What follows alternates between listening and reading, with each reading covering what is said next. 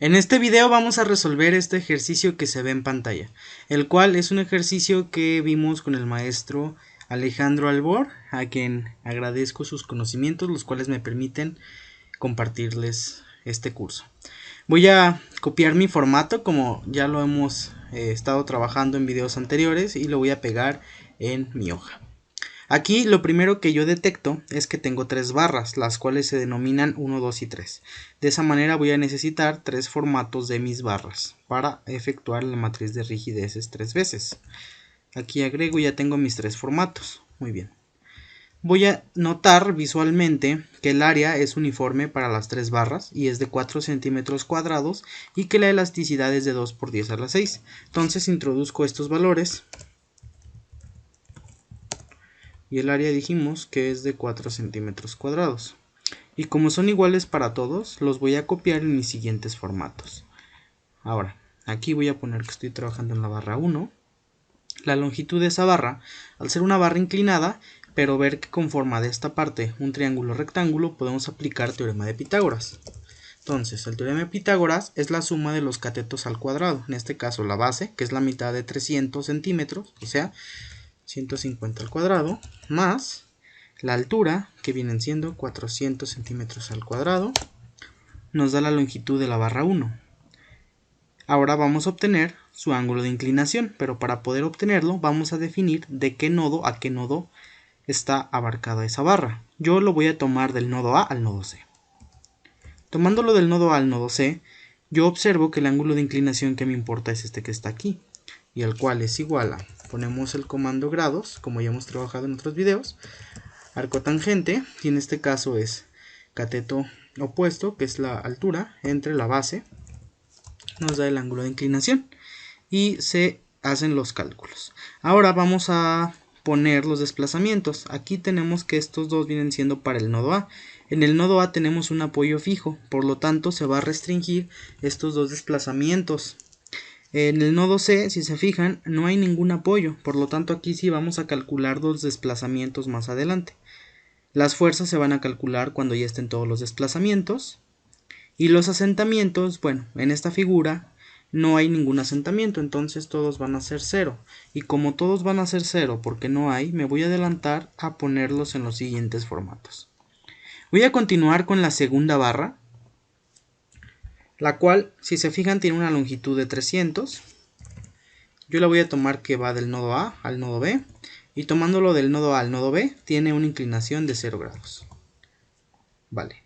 Ahora, los desplazamientos. En A ya dijimos que hay un apoyo fijo que nos restringe los desplazamientos. Y en el nodo B tenemos un apoyo de rodillo, el cual nos va a restringir solamente en este caso el movimiento vertical. Por lo tanto, XB lo vamos a dejar así, lo vamos a calcular, pero YB lo va a restringir el apoyo de rodillo. Ok, vámonos a la barra número 3. La barra número 3 también es una barra inclinada. Y si vemos cómo tiene simetría esta figura, pues sabemos que va a ser igual a la longitud de la primera. Pero vamos a igual a comprobarlo. Raíz de la base más el otro cateto al cuadrado. Ok. Y yo voy a definir que esta barra va a ir del nodo B al nodo C. Tomando en cuenta eso, si se fijan, tenemos aquí este ángulo que podemos determinar. Entonces yo lo que voy a hacer es poner simplemente esto. Como sé que todo este ángulo desde aquí, si yo dibujara un eje horizontal X, me da un ángulo de 180 en todos estos dos cuadrantes, así. Y yo puedo calcular este ángulo, lo único que voy a hacer es decir, esos 180 menos este ángulo para que me dé todo este ángulo de acá. Entonces 180 menos grados, arco tangente del cateto opuesto entre cateto adyacente. Y esto es el ángulo de la barra número 3.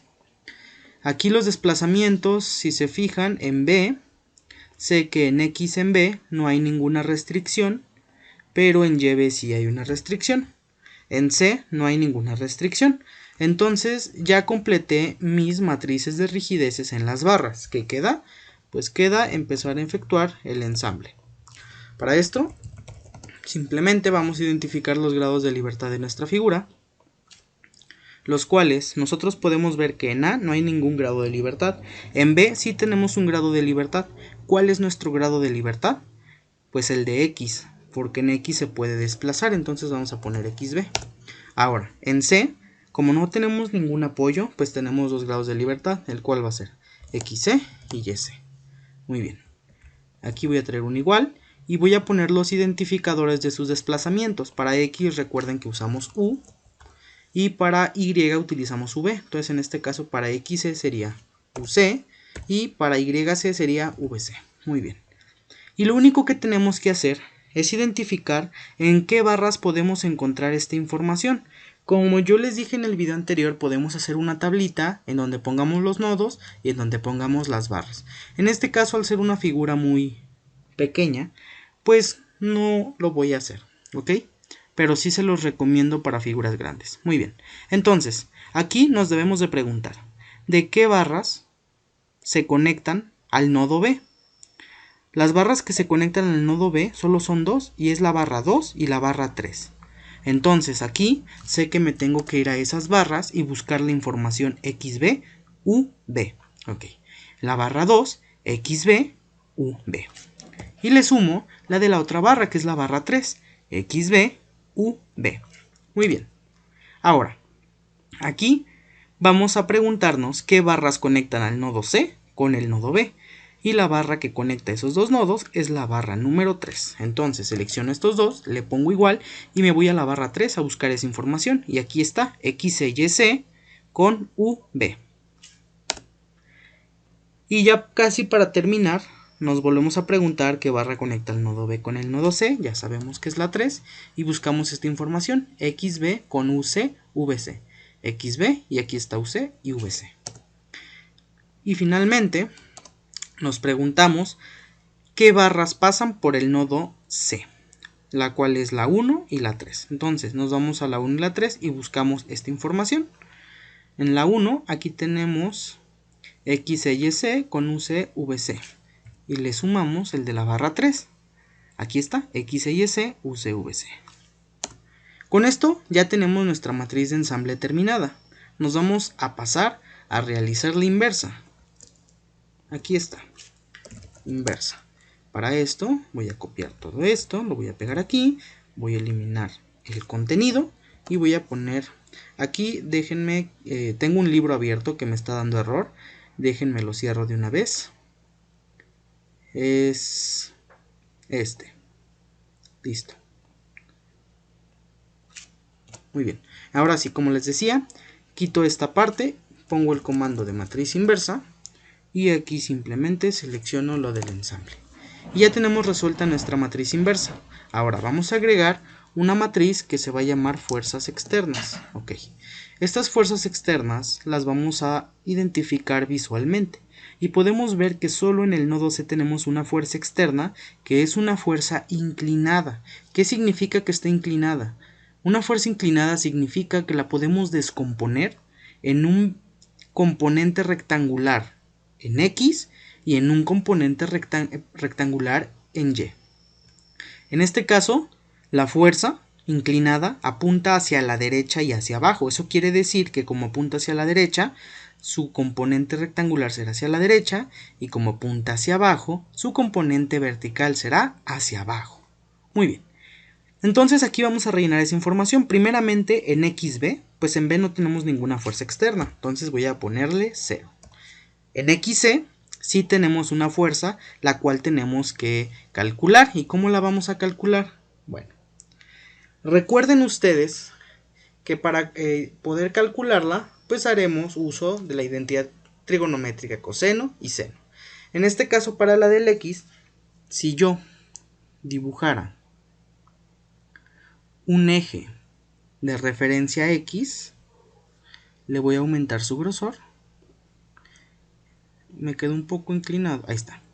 Y ahora dibujara uno vertical que sea el eje Y, puedo identificar que esta fuerza compuesta, esta fuerza inclinada, está en el cuadrante número 4.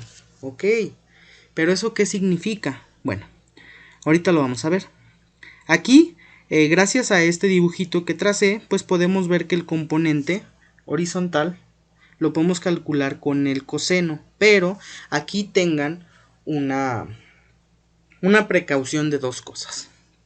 La primera es identificar el ángulo de inclinación.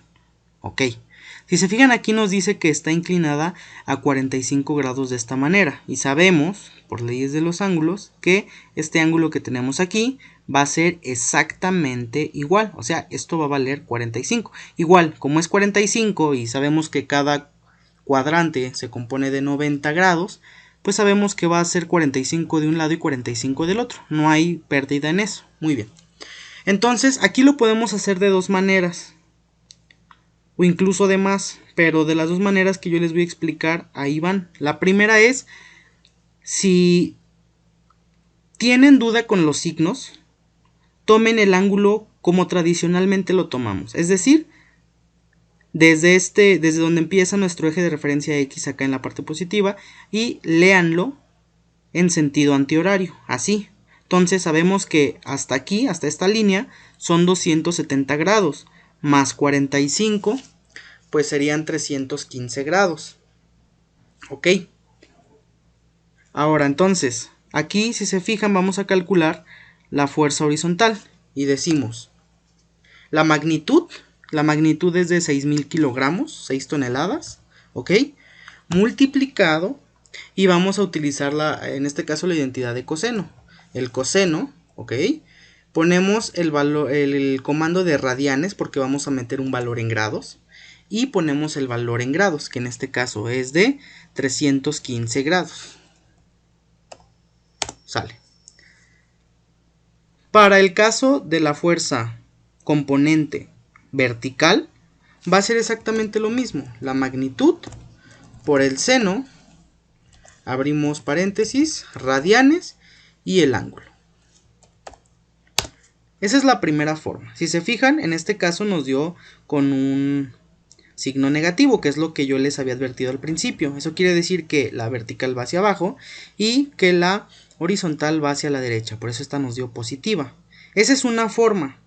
Otra forma, recorro esta figura para acá, es la siguiente. La otra forma que les comento, pues es simplemente analizando y recordando las leyes de los signos de cada cuadrante. Si no las recuerdas, te voy a dar un tip para que las recuerdes. Mientras de manera horizontal vaya hacia la derecha, va a ser positivo. Y de manera vertical, si va hacia arriba, va a ser positivo. En caso contrario, para las dos, va a ser negativo. Entonces fíjense que esta fuerza de aquí, yo en vez de tomar todo ese ángulo, pude haber tomado este ángulo que ya sé que vale 45 y pude haber dicho esto. La ley de los signos de ese cuadrante nos dice que como va hacia la derecha, ok, este cuadrante, sabemos que va a ser positivo, entonces va a ser 6.000 la magnitud por el coseno radianes de 45, que es este ángulo de inclinación. Me da lo mismo, muy bien. Pero ¿qué pasa en el caso vertical? En el caso vertical en este cuadrante sabemos que está abajo, entonces es negativo, menos 6.000 por el seno radianes de este ángulo de inclinación que vale 45. Y vemos que nos da lo mismo. Entonces, ¿qué te recomiendo yo? Si no llegaras a recordar esas leyes o se te dificulta, usa como tradicionalmente calculamos o medimos los ángulos. Pero si lo recuerdas puede ser más ventajoso. ¿Por qué? Pues porque ya lo haces más rápido. Bueno, voy a borrar estas dos de aquí, que al final de cuentas da lo mismo. Y voy a agregar otra matriz aquí. Esta matriz se va a llamar fuerzas por asentamiento. Aquí, como no tenemos ningún asentamiento todavía, pues voy a ponerle puros ceros, ¿ok? Y aquí voy a agregar otra matriz que se va a llamar fuerzas totales. Esta matriz, como ya vimos en el ejemplo anterior, pues solamente es sumar estas dos matrices, fuerzas externas y fuerzas por asentamientos. En este caso, como no hay fuerzas por asentamientos, pues va a seguir siendo igual a la de fuerzas externas. Ya con esto tenemos nuestra parte de la inversa calculada. ¿Qué sigue? Sigue calcular los desplazamientos. Muy bien. Y para los desplazamientos simplemente los voy a calcular. Sabemos que nuestros desplazamientos son estos. Los vamos a calcular. ¿Cómo los vamos a calcular? Con el comando de multiplicación de matrices de la inversa con la de fuerzas totales. Así. Ya con los desplazamientos que ahorita vamos a utilizar, vamos a calcular después las fuerzas. Entonces, vámonos a las barras y vamos a sustituir estos desplazamientos que acabamos de encontrar. Nos vamos a la primera barra y vemos que aquí nos falta el desplazamiento en C, en XC y en YC, el cual es UC y VC respectivamente. En la barra 2 nos falta el desplazamiento en B. Aquí está. Y en la barra 3 nos falta el desplazamiento en B y el desplazamiento en C. ¿Sale? Muy bien. Si se fijan, ya cuando tenemos esta matriz de desplazamientos llena, se calculan automáticamente las fuerzas. Entonces, lo único que tenemos que hacer aquí es empezar a agrupar esas fuerzas. Vamos a poner aquí, yo voy a poner todas las fuerzas, no nada más las de reacción. Entonces, por ejemplo, el nodo A es XA, YA, en B, XB, YB y así. Y voy a colorear las que son reacciones, en este caso XA, YA y YB. Las voy a colorear de amarillo para saber que son mis reacciones. Y vamos a empezar a traerlas. ¿Cómo las vamos a traer? Acuérdense que tenemos que ver en la figura qué barras salen del nodo A. La barra que sale del nodo A es la barra 1 y la barra 2. Entonces tenemos que irnos a esas barras y buscar la información de esos nodos. En la barra 1, aquí tenemos X a Y A y arrastramos estas fuerzas. Y le vamos a sumar las de la barra 2, que aquí están, X a Y A, sale. Hacemos lo mismo con B. En este caso en B tenemos la barra 2 y la barra 3. Aquí está B y aquí están las fuerzas en B. Muy bien. Y nos vamos ahora a la barra 3 y aquí está en B. Sale. Y finalmente nos vamos con el nodo C. En el nodo C tenemos la barra 1 y la barra 3. Nos vamos a la barra 1, fuerzas en C, y a la barra 3, fuerzas en C. Con esto ya tenemos calculadas nuestras fuerzas, ¿ok? Y podemos comprobar si vamos bien hasta el momento. Si se fijan, las reacciones pues a fuerzas tienen que tener, aquí en este caso nos dan un número diferente de 0. Pero por ejemplo, XB nos está dando 0 y está bien porque no hay ninguna reacción ni fuerza externa, entonces tal cual es 0. Pero XC y YC, que las voy a poner aquí de otro color, sí nos está dando un valor aunque no tenga apoyo. ¿Y por qué? Porque nos está dando, si ustedes se fijan y lo comparamos con las fuerzas externas que calculamos aquí, nos está dando esos dos valores. Entonces hasta ahí vamos haciendo los cálculos bien. ¿Y cómo vamos a terminar el ejercicio? Pues comprobando con las ecuaciones de la estática. La primera sería la sumatoria de fuerzas en X, lo cual tiene que ser 0. Voy a sumar todas mis fuerzas en X, es 0, muy bien. Y sumatoria de fuerzas en Y, sumo todas mis fuerzas en Y y da 0. Y finalmente la sumatoria de momentos respecto a un nodo, al que ustedes quieran. Yo lo voy a hacer al nodo A. En este caso, fíjense muy bien, voy a quitar estos dos ejes de referencia que tracé. ¿Okay? Sale. Y vamos a ver los momentos. Como dije que respecto al momento A, yo sé que la reacción que tengo en el nodo B, la cual es una reacción vertical y va hacia arriba, me hace un movimiento antihorario. Y para mi consideración los movimientos antihorarios son positivos. Entonces yo siempre les recomiendo que pongan el signo de su giro, en este caso en el mío es más, después pongan el comando absoluto para evitar cualquier error, después van a enterarse bien por qué, y si no pueden ir al video anterior donde les explico pero les adelanto que es solamente para evitar que cuando tengamos acá algún signo negativo, a la hora de multiplicarlo por este signo, se nos afecte nuestra suma de momentos. Entonces yo les recomiendo eso. Pongan su signo de giro, pongan después el comando que les dé el valor absoluto, y ahora sí, la magnitud de la fuerza, que en este caso es la reacción en vertical en B, por su brazo de palanca. Como es una fuerza vertical, recuerden que el brazo de palanca va a ser la distancia horizontal que separa al punto de interés, que es el nodo A, con el punto de aplicación de esa fuerza, que es el nodo B, y sería de 300 centímetros. Luego, ¿qué otra fuerza o qué otras fuerzas hacen momento respecto al nodo A? Pues esta fuerza inclinada. Pero como ya tenemos aquí sus componentes, XC y YC, pues simplemente vamos a ver que XC, el cual va hacia la derecha, va a hacer este movimiento, que es un movimiento horario, o sea, negativo, menos el valor absoluto de esa magnitud multiplicada por su brazo de palanca. Como ahora es una fuerza horizontal, el brazo de palanca va a ser la distancia vertical entre el nodo A y el nodo C, la cual es de 400 centímetros. Muy bien. Y finalmente, YC, o la fuerza en Y, sabemos que va hacia abajo. Entonces, si se fijan, hace este giro. Acuérdense que está aquí en el nodo C, va hacia abajo, entonces el giro que hace también es horario. Por lo tanto, va a ser negativo. Y le pongo ahora el valor absoluto. Pongo esta magnitud de la fuerza multiplicada por su brazo de palanca. Aquí nótense y tengan cuidado que el nodo C está a una distancia horizontal que es la mitad de la base, o sea, a 150 centímetros. Y teniendo esto, me debe de dar 0. Es correcto.